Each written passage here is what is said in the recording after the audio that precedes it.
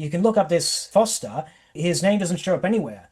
Usually when there's a legitimate scientist out there advocating something, they have a CV, a curriculum vitae, which you can use to cross-reference. Okay, here's all the papers they've written, here's all the work they've done, and this Foster fellow, his name doesn't show up anywhere.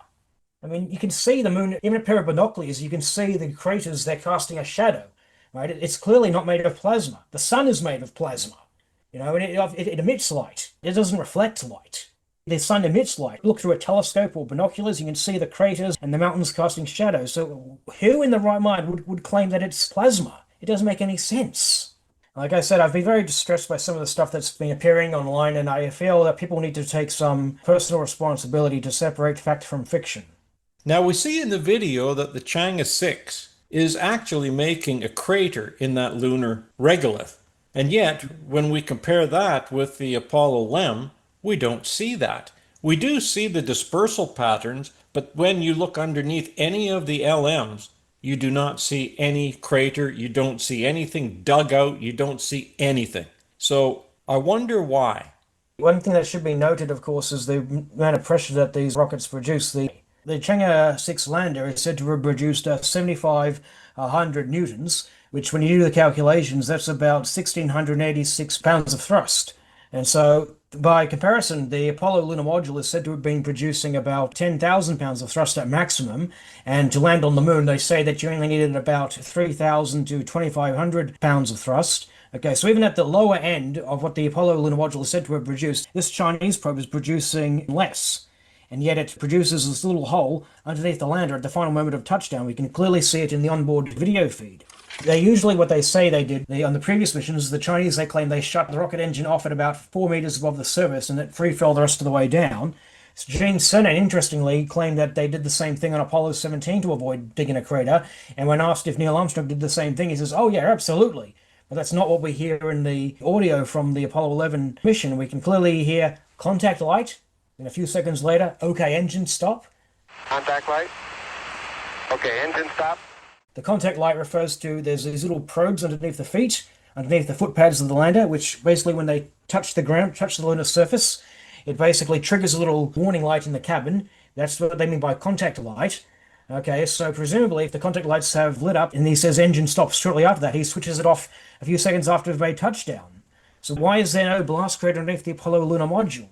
One of the things I've seen claimed to try and excuse this, Phil Plait, he has put out a website, he claimed that the lunar module, when you do the calculations, because of the outward spreading, he claims that the exhaust was only about 1.3, 1.5 psi. Right? Well, by comparison, Ralph Renee's leaf blower was only about half a psi, and it was still able to blow dust all over the place, blow a little crater in the gravel. This is Conquest of the Moon by Wernher von Braun. He writes about his proposals to land an expedition on the moon. On page 67, there's this illustration here, and it says, the ground splash blasts a crater, a small crater. He's clearly saying that it would have dug a crater in the lunar surface. And in the appendix, he actually provides the pressure it was producing. There's the page. The nozzle exit pressure is 0.14 pounds per square inch. So here we have von Braun basically telling us that a rocket exhaust with about 0.14 psi can dig a crater underneath the lander. Okay, well, what's 1.3 psi going to do? What's 1.5 psi going to do? Now, clearly, if 0.14 is enough to dig a crater underneath von Braun's original lunar module, you would think that something with 7 times as much pressure, you could think that a 0.19 psi could dig a crater, and a rocket producing about 7 times as much pressure, what's that going to do? You'd expect it to dig a blast crater as well. You'd expect it to have a large blast crater underneath the module as well, but we see nothing. And well, as I just demonstrated, the Chang'e is producing less thrust than even the Apollo lunar module at its lower setting. And apparently, if it's not turned off at 4 meters above the surface, as we've seen on this Chang'e 6 mission, we can see it dig a crater in the ground. It's only visible for one frame, but the picture says 1,000 words. I've been looking for the pictures taken by the rover itself, but unfortunately, they haven't seemed to have released pictures showing the aftermath. The only pictures I've been able to find is this one that shows it seems to have landed on the edge of a hill. I can't really see the crater it's produced in the surface picture, but it's obviously clearly there in the onboard video feed. Yeah, look at this thing, right? Yeah, no, I get it. It's there for one single frame. But yes, that is crazy, isn't it? And you don't see that with any of the Apollo images, not with the LM's landing. I don't care which one you look at, all the missions. You won't see any of them with a crater of any kind underneath that limb. Just doesn't happen. It's like they just put it there, as I think Sabrell once said in his video, yeah, it looks like it was simply placed there. This image of the Chang'e, when you see the crater, and then all of a sudden it goes like that, and then it's landed. So now the crater's being covered. Okay, the frame before that, you can see the dispersal pattern, and then in the next frame, there's a crater with a dispersal pattern. In the third frame, now you see it landed. But yeah, those two images are definitely worth 1,000 words.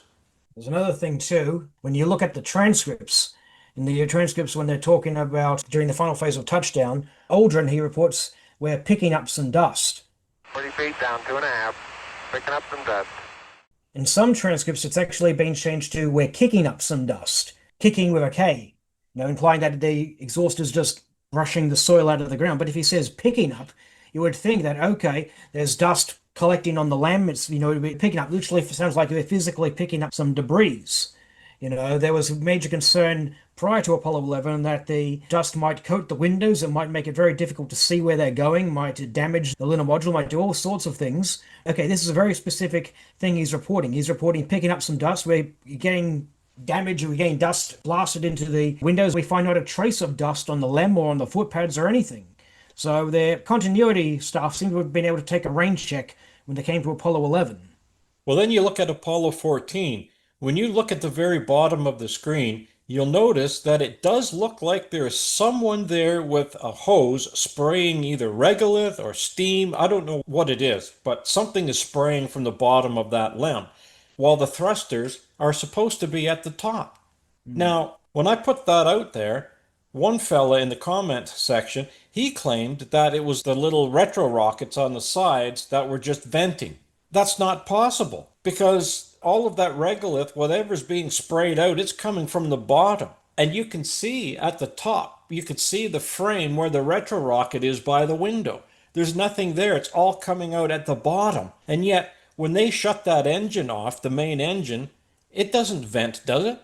Once you shut it off, any leftover exhaust that's not there, it's literally going to disperse. It's going to go away instantaneously. Oh yeah, but this keeps going. That's the problem. As soon as they shut that engine off, then you have a pause, and then it just starts spraying all over the bottom of that screen. See, that's what I don't get. Now, if it was spraying at the top, that would be a different story, but it's not. And it's coming out the side. It's not just spraying randomly. It's spraying all over the place down at the bottom. And this is what I don't get. It just doesn't make any sense, because we don't see that happening with the Chang'e craft. Yeah, that's a good point too. Prior to the LRO pictures, people would like to hype about the Clementine and the Selene images, saying, oh, look, we've seen the disturbed surface left by the Apollo 15 exhaust plumes. Okay, well, why don't we see any of that in the surface pictures? And secondly, when we actually got the pictures from the lunar orbiter pictures, we found that the so-called LEM is nowhere near this exhaust halo. And it turns out this brightened area, which they claimed was the disturbance left by the engine exhaust, no, it was just the sunlit sides of the crater. This enormous crater beside the alleged LEM. So I guess people believes in the Apollo missions, they have a lot of pareidolia. They see whatever they want to see in these images. And again with Apollo 15, they're playing Off We Go Into the Wild Blue Yonder, yet we don't hear anything. We don't hear any engine exhaust. We don't hear anything. And these guys were supposed to have that LEM pressurized. And even let's say that they were inside of their spacesuits. Well, the guy's outside there earlier on in a different mission hammering away on a rock, and yet we can hear that coming through very clearly through the suit, and they claim it was acting like a drum. Well, what about this? It was pressurized inside the LM. Even though they may have had their spacesuits on, we still would have heard that engine rumbling, because it would have come through their feet. And it would have came straight up into that microphone, just the same way that that guy was hammering with that rock, and it came through his suit. So I don't buy that excuse either. Yeah, there's a whole bunch of conflicting stories amongst the astronauts as well as to whether or not it was producing any noise. Even Rusty Schweickart on the Apollo 9, which didn't even go to the moon, they all claimed the engine was extremely quiet. Yet Gene Cernan, he says, oh, you could hear the engine boom. So which is it? The later missions were supposed to be the more advanced versions of the LEM with all these new features and whatnot added to it. You would think that, okay, it would have better insulation. Yeah, well, it was the same thing with Buzz Aldrin and Neil Armstrong. They claim when they got back, one of them was saying that the rocket was shaking and it was noisy, and the other one said, oh, it was a very smooth ride. Which is it, guys? It's a too bad that Cernan and Albino both did. I would love to have seen them in the same room together and basically asked to say, hey, which is it? Is it loud or is it quiet? Well, it was funny when you were asking Buzz Aldrin about that. In that video, it was about, what, 14 years ago or more, something like that, when you were in that news conference. Yes, it was about 15 years ago. I had asked him a question. It was about the petrified wood, I should say. First of all, their story had broke the year before. He was appearing in Sydney because they had released this newly digitally retouched footage from Apollo 11, and Aldrin was to be the guest of honor. And so I was able to secure a position in the press room, and I basically asked him the question at the time. There's the difference between me and Bart Sibrel. I prefer to take the innocent until proven guilty approach. Even if I know or at least strongly suspect the person is going to be talking crap, I always take the innocent until proven guilty approach. I take the diplomatic approach. I basically, without being accusatory, I asked him at the time, when you're in possession of this piece of petrified wood, were you aware that it was petrified wood, or were you also led to believe it was a genuine moon rock? And I tell you, when I was asking this question, I could sense he was very, very nervous about hearing these questions. Yeah, you could see it. Yeah, he was nervous. Buzz Aldrin said that, well, when we gave them out, they were encased in cellulite. They were just grains of rock encased in cellulite. But then when you look at the other one of the petrified wood, that's not the same case that those guys had them in when they were handing them out. And I like what Aldrin said when he said it has to be kept in transit. Well, what happens if somebody took that, stole it, and then replaced it with something else? I believe that's what he said. I like to bring up the Apollo 14 rocket as a better example of a proven fake, because usually the Dries rocket has been explained, oh, that was just a mistaken identity, it was never claimed to be a moon rock despite the card that it's got and all that sort of thing. So, but here's the Apollo 14 rock. It's officially numbered and it's been confirmed to have come from the Earth. They said, oh, it was an Earth meteorite that they accidentally sampled. Well, obviously, they can't turn around and say, oh, this was never claimed to be a moon rock in that case, because it's got the official number and the official documentation with it. I like to think that the Apollo 14 sample, Big Bertha they call it, is the go-to example you should be citing, I think. But it was interesting to see how Aldrin reacted to that question. He seemed very, very on edge when I was asking it to him. Well, he wasn't expecting that to come out. He was expecting the regular comments to be coming from the press that every single one of those guys parrots. But when he got that question put to him, that was a different story.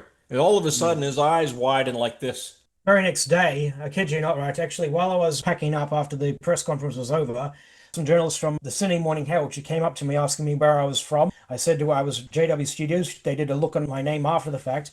Next thing I know, full-page article on the back of the Sydney Morning Herald the next day with a headline, "Security, we have a problem." Yeah, they alleged I was some kind of antagonistic gatecrasher that had to be removed from the conference. There was no such thing. You can see it in the video footage, right? I was there up until the point when Aldrin stepped out of the building. I was not accusatory or anything like that. They even tried to draw comparisons to Sibrel's violent encounter with Aldrin, which obviously I think I handled myself a lot better than either of them did that day. That was crazy, though, when Bart just got clocked. Bart was a big boy back then, too, and I think if he would have been a skinny little guy, he would have went right flat over. Buzz swung his whole body at him. And you know what gets me, though, is that these studios and these other ABC, NBC, and all these other ones, when they put their parts together, they kept repeating it over and over and over again. Smack, smack, smack. So why do you have to keep repeating it? And then when they did it for the fourth time, they did it in slow motion. And then in slow motion, I mean, guys, come on, the guy gets clocked. You have to keep doing that. Phase 52 put one of these videos up. He went to town and he just kept doing it over and over and over and over and over. Then, you know what I mean? It got out of hand. And this is what this guy does. His videos, all he does is curse, swear, put loud, obnoxious music in the background with huge, ugly-looking text. And people are supposed to think that this guy is educated. That's honestly the reason I don't waste my time on these people anymore, because for the most part, they're just a bunch of obnoxious trolls and they're nobodies on the internet, faceless nobodies on the internet. Okay, I only really deal with people like with this if they've made a name for themselves in the mainstream media. If they've made a name for themselves in the mainstream networks. If they've got an article that's been published in a newspaper or a magazine, or if they've got a TV show, that warrants my attention. But if they're just a bunch of nobodies on the internet, I don't even bother with them anymore. You trust me, I tell you from personal experience, you save yourself a lot of headaches that way. Now, there was something else about the punch incident I will say. I'll give you an example. One of the big guys, Jay Windley, who's obviously appeared in that Productions documentary, after the punch incident, Windley went around claiming that Aldrin was lured to the motel by Sabrell pretending to be a Japanese company. Right, well, here's the thing, right? Sabrell always maintained that he had been invited as a surprise guest to appear alongside Aldrin. They were interviewing this Japanese company. The Japanese had interviewed Aldrin for this production company, this Japanese educational program, and obviously they wanted to delve into the topic of the moon landing hoax, and, well, they wanted Bart Sabrell to be a surprise guest. Now, here's the thing. If you read Aldrin's book, Magnificent Desolation, he actually corroborates Sabrell's side of the story. He writes, "One September morning in 2002, I was in a Beverly Hills at the Lux Hotel filming a television interview for a Far Eastern TV network when the interview started to go out of bounds." He goes on to say how they suggested the Apollo mission was faked, and he brought the interview to an end at that point. Right, well, this clearly corroborates exactly what Sabrell said. Sabrell said he was the surprise guest, and when Aldrin quit the interview early, he simply met up with him in the lobby. Right, and Windley was going around claiming that he had seen court documents, police documents, that sort of thing, which claimed that Sabrell posed as a Japanese company to lure Aldrin to the motel, to ambush him. That's not what happened at all. So Windley is just lying here. Windley and Plait, they are both proven pathological liars. I have no hesitation saying that because that is not an ad hominem attack. That is a statement of fact. They are liars. Just like in the case of Plait, I say he is a proven pathological liar because he goes around saying that Casing denied any space travel was possible despite reviewing the Fox special. I say reviewing in quotation marks, despite reviewing the Fox special, in which Casing explicitly says they went into Earth orbit and stayed there for the duration of the mission. Well, if you're going to go into Earth orbit, obviously that means space travel can be possible. Space travel is real. So in Plait is going around claiming that Casing denied any space travel. That is a lie. Windley is going around claiming that Sabrell lured Aldrin to the motel when Aldrin clearly backs up Sabrell's side of the story. So clearly what Windley is saying is a lie. That's why I have no hesitation saying that these two people, Windley and Plait, they're pathological liars. They are proven pathological liars. Let's take a look at phase 52012. He is involved with Plait for sure. Absolutely. Phil Plait can be very obnoxious. Even when you encountered him with Adam from the Mythbusters. I mean, he was rude, very rude, and he's arrogant. This is exactly what Phase and all of his clique are. They're so arrogant. Yeah, I figured that he would try to avoid it because, here's the thing. People like to claim, oh, I was ambushing them. Well, here's the thing. I paid $175 to get into that convention, not to mention what I paid to travel all the way from Australia to Las Vegas to go to that convention. Okay, I had as much right to be there as the thousands of others who paid that kind of money to basically be told what to think. Yeah. These people claim to be skeptics. They're not skeptics. They are propagandists. Phil Plait and Savage, they're both propagandists. In fact, Savage, he says, oh, if anyone has anything they want to talk about that I screwed up on the show, feel free to raise your hand. Don't say you didn't ask for it, buddy. That show was based on botched experiments. That footage of you jumping around on the wire, play that down to 67% speed and it matches up with the footage of John Young jumping. He says, oh, I haven't thought of that. We're an entertainment show. What we do isn't science. Well, why are you presenting this as scientific proof for the moon landings? Yeah, but it was the same with the foot. You were talking about the footprint on the moon. Well, that was Buzz Aldrin's footprint to begin with, but besides that, you went and you purchased some of that regolith, a whole big container of it, right? And you tried doing the same thing. You had a totally different footprint than what these guys claimed. They showed theirs in a vacuum chamber. Well, you didn't. And that's the only thing that I could say, well, people can nitpick on that. That regolith that you have is dry. The stuff on the moon is supposed to be dry. Putting it in a vacuum chamber isn't going to make any difference when that regolith has already come that way and it's moisture free. And the boot print they made, just to stamp a boot in there and then bring it back up again, that's not going to cut it. Tap the surface, that's it. Down in there, like he said their footprint could go several inches. Aldrin, he said this footprint could go several inches into the soil, so that's exactly what I did. I dug it right in there. Yeah, well, they would have weighed, 90 pounds on the moon for the backpack, something like that. Add their weight, so what are they? Maybe 110, 20 pounds on the lunar surface, completely kitted out? Something like that. The suit is said to have weighed more than the astronauts themselves. I know the astronauts weighed about 75 kilos. Add another 80 kilos, 80 or 90 kilos to the total mass of the astronauts. That would be the combined mass of the astronauts in their suit. It's 200 pounds or 91 kilograms. That's the mass of the spacesuit. And so the astronauts themselves, they weigh about 70 kilos, 75 kilos. Okay, so that's about what, 166 kilos. That would be the total mass of the astronaut in their suit. Yeah, so you'd expect them to make deep footprints and everything, but it's not showing up like that. Then you take a sixth of that, it's still going to leave a good deep boot print.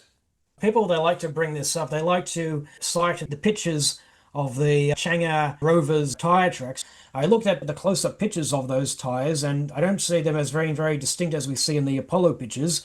From view far away, okay, you can't really tell. It looks like they made tire tracks, but when you actually look at the close-up of those Chinese rover tire tracks, it's just really just churned the uppermost layer of the soil. That's all it's really done. So to say, the apples and apples and oranges comparison. And then you have others that say that that's fake as well.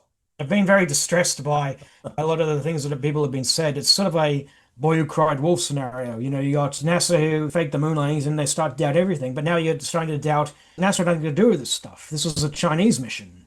That's like I said, personal responsibility needs to come in and actually evaluate the evidence for what it's worth. Going back to the Voyager thing, there's been ham radio operators who have received signals from Voyager all the way out to the heliopause, which begs the question, in the case of Zond, it was cosmonaut voices, but in the case of Voyager and Galileo and whatnot, it's going to be pictures of the outer planets. Well, hang on a second. If you're going to go through all the trouble of sending an unmanned probe just to transmit signals from that altitude, why not just fit it with a real camera and take some actual pictures? It doesn't make any sense. In any of the Apollo missions, why they couldn't have left a camera connected to that RTG unit that they had on the lunar surface, supposedly, and just had the camera aimed at the Earth, tracking the Earth. I mean, how simple would that have been to do?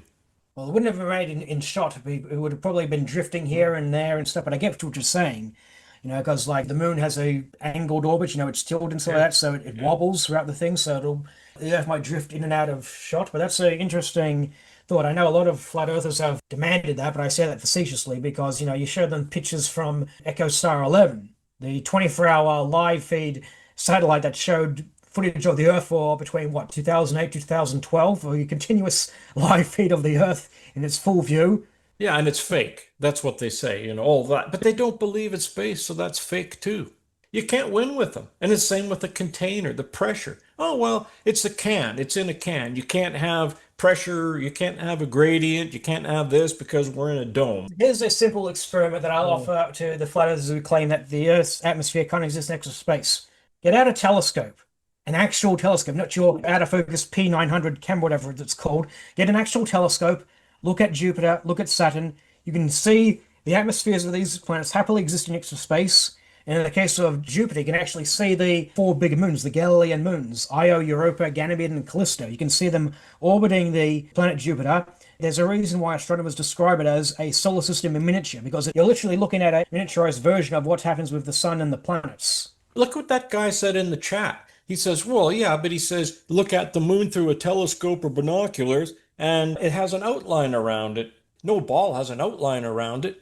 Again, I was going to take a basketball and just move it away and then take a picture of it. It has an outline around it, yet it's a sphere. And they don't understand that if you took a tiny little microscopic organism and stuck it on top of a basketball, to that microscopic organism, that basketball is going to be flat.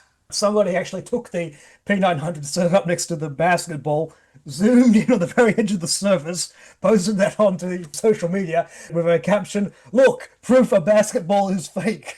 Obviously, it was put out as a joke, but it nails home the point, exactly the point that you made. To a microbe, that basketball is going to look flat. Yes. It's just like you said, it's trying to teach a kindergarten student how to do algebra. Isn't going to happen. Isn't going to happen. Isn't going to happen. Isn't going to happen. Isn't going to happen.